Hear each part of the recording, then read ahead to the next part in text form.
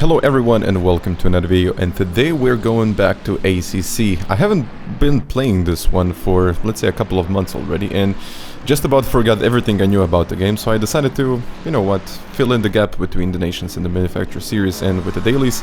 So yeah, I decided to try this one. It was actually low fuel motorsport at Hungaroring. So this one was 25 minutes long, nothing too much, I mean nothing too special, you don't have to worry about the strategy. So basically this is a sprint, and I really didn't know that much about, I mean, you definitely need to spend a lot of time with the setup. So I went to the site, which is Sim Racing Papameter, and this guy did a 41.9895 actually, and the link is down in the description if you wanna have a look at their setups. And this was my first race here. I mean, the qualifying was, let's say, reasonably okay, because I did only like 45 minutes to about an hour before I started this race, and decided to just jump in and let's see what I got. And also I was driving this McLaren 720S. Honestly, I haven't had that much experience with the car. I've driven it on World Motorsport Games on Paul Ricard. It was actually one of the best cars out there, and now it seems to be like it's a pretty OP car, but the field was kind of spread out. You had AMGs, you had Ferraris, and a couple of these McLarens, so the field was kind of okay. And first turn, usually you have to be very careful going into the second turn on this track, and I'm just trying to go on the outside, and there was a little bump. I mean, I didn't know what was that. I mean, I gave the guy a lot of space, so later I found out that he just tried to kind of correct his position, or you know, just avoid hitting the other guy, and instead of hitting the other guy, he was hitting me. And I just, you know, there was not that much space. I just wanted to continue and race on. I mean, this race is 25 minutes long, anything can happen, and I didn't want to end up my race in like 2 minutes time. So, you know, just staying easy. Losing one place isn't that bad, so, you know, we'll figure it out on the way there. So the track was relatively difficult to understand because it's very technical, so you don't have a lot of straights, but also you got a lot of these corners where you can actually make a huge move that can potentially get up to, let's say, to the 3/10 in the qualifying, but if you get a wrong line in the race, you might spin out. So it's kind of interesting concept. I'm being mostly a GT7 driver, not mostly, 99.9% GT7 driver, you always have those kind of difficult situations where you're just trying to figure out what is the best and optimum line. And here the optimum lines are very different from the racing lines. I mean, you have to really adapt to them. And if you just make one wrong decision, one wrong move, everything is falling apart, and you're just, you know, spinning out, losing 5 places, or eventually crashing into someone. So you have to be very careful.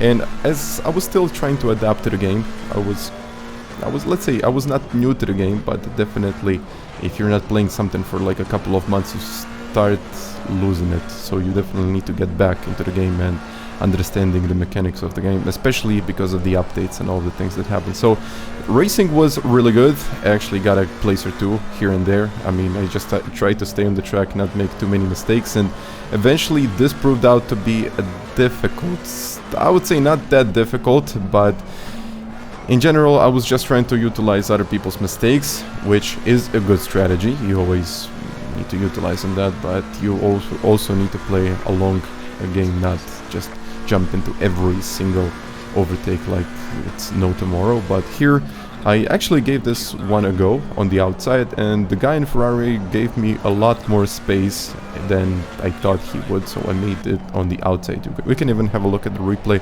and you can see how much space he gave me. So I think he realized that I was a little bit quicker than him and didn't really want to have that much resistance. So, you know, one place up, we are looking good in this one. And just as I thought, I was kind of settling down, I was getting back into the groove, and you know, the strategy seems to be okay. At the tires, everything is kind of hitting just about right. I mean, I think I did 2 more clicks on the tires. The tires would have been perfect, but you know, they're kind of sub-optim at this point, but they're still green. Either way, I was looking at my best lap so far, and then I hit this curb, and just as I said before, I mean, anything can happen. You can lose it in just a second, and it's very easy to lose it, and there is very thin line in between having a perfect lap and a completely disastrous lap on this game. So yes, somehow I just got back onto the track, didn't cause any trouble to the other guys, which was good, but I was down into P13 and the other guys behind me, yeah, they were looking to get their shot and overtake me, so I just knew that I had to like pull away a little bit, and that's exactly what I did. I just tried to minimize my mistakes, and eventually, you know, I kind of caught up with the pack, and it was P13, but it was actually looking quite promising, because you never really know what the other guys are going to do. If they're fighting in this game, they're going to lose a lot of time, so it's not about losing like 3 to 4 tenths, you're just losing like a second and a half easily. And I was a second behind the guy in P12, and of course you get warnings for track limits, so this was my second warning, so I had to be very, very careful. I mean, you can get 3 strikes, and then after the third one you get a penalty, which I think it's a very good model. So not penalize everyone all the time, just give them a couple of yellow cards, and eventually they will figure it out and they won't do it again. But this guy in front of me, he got his 4th one, and that's a drive-through penalty, so it's quite severe penalty. It's not like half a second penalty or nothing like that, it's drive-through, so you're basically losing like 20 seconds, so you're just out of this race. But you have to be careful, that's the point. You're not gonna get penalized, but you have to be careful. So drive-through, he's serving his one, and just to be honest, completely honest with you, I mean, I like this model, but the drive-through might be a little bit too severe. Let's say a 5-second penalty would just be enough. And I was just behind the guy that I already overtook. He was in some trouble, and the other guys in front of me, they decided to, let's say, not drive so clean, and eventually it was a little bit of a contact in front of me, which gave me that one place. So I was let's say looking up already. Let's say if I can maybe squeeze myself into the top 10, that would have been a great recovery, because, you know, I literally spun out. I lost like 10 to 15 seconds just by doing that, and, you know, getting back into the top 10 would be a nice touch. But the other guys have different ideas and decided to crash just in front of me, which was actually really good at this point for me, because I was P11 and just one more place from P10 that I was looking for, which was, once again, a very promising. I mean, 3 minutes to go, not that much time left, but we are still into this one. And I know the guy in Ferrari is a little bit slower than me. He was, I would say, he had the pace, but he wasn't really that consistent over the 25-minute run. So maybe it was about his setup, because the qualifying setups and race setups can vary quite a lot. And then he made this little mistake, and I just decided, okay, it's time, I'm going down the inside. You know, the room was there, everything was there. I just kind of squeezed myself in there early on the power, and I almost lost it on the way there. So the car started to slide, but I knew that I had to put the power down as soon as I possibly could. But, you know, we're actually looking a little bit better since the crash, and everything is kind of okay at this point. So top 10 is here. Maybe, just maybe, I can hold on and I can just finish this race without too much trouble. And 25 seconds to go. He decides to go for this move. I really didn't want to give him that much space, but I went a little bit too wide, so I left the door open. I mean, I shouldn't have done it, but here, honestly, I didn't think he was going to go for it. I thought, okay, I will leave the door open, but eventually he's not going to squeeze himself in.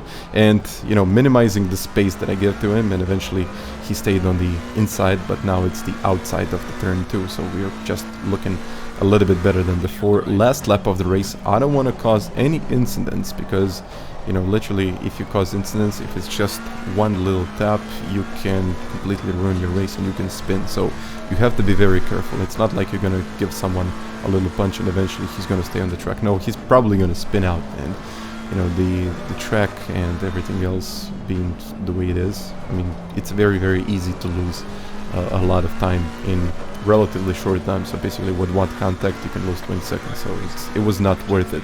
But eventually I finished the race in P8, which was, in my book, it was actually pretty good. I mean, didn't really know what to do, so I just wanted to see what the pros do it here. I mean, how can I finish in P8? And it wasn't really that great of a time, so I decided, okay, maybe I can analyze the guy who actually provided me with the setup, and I can maybe like learn something. So that's why I did this analysis right here, and his footage isn't really the best quality because I downloaded it, but eventually I just figured out that he is, in some of the turns, he's just so much quicker. So in most of the turns I'm kind of, let's say, I'm okay, but when it comes to like slow turns, I tend to be relatively slower than in the, let's say, fast turns. So he's pulling away much more than he actually should. So I think it's just about the understanding of the game and understanding of the game model, and here I think it was pretty obvious he's carrying much more speed through this turn, and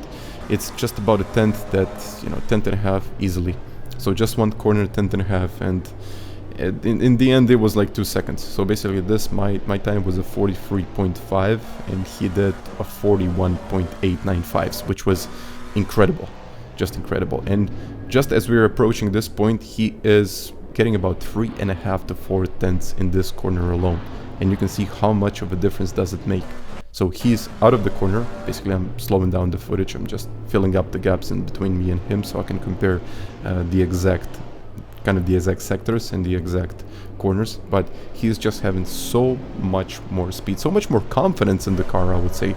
It's not like he's that much quicker, but it's just about the confidence of putting the power down and not braking as much as I'm braking, for example. So he trusts the car more, and this is something that I really need to figure out how to do better. So his lap time was 1.5 seconds quicker than mine, 1.7 seconds, which is quite a significant difference.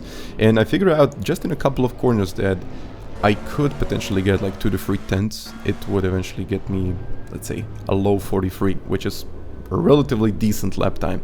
So something that is going to get me a couple of wins in the low fuel motorsport, you know, daily races. So it's, you know, it's a good thing, but still not even close to the pros in here. So as I'm going into the last corner, and I can just see how much more space he's taking, how much more confidence he has on putting the power down, and those small corrections really mean a lot in this game. Not that you have to be stable with the steering wheel, you have to kind of figure out what is the perfect amount of steering angle that you want to get, and it's just a tiny difference in between a perfect amount of steering angle and just sliding a little bit, or just completely sliding and losing it.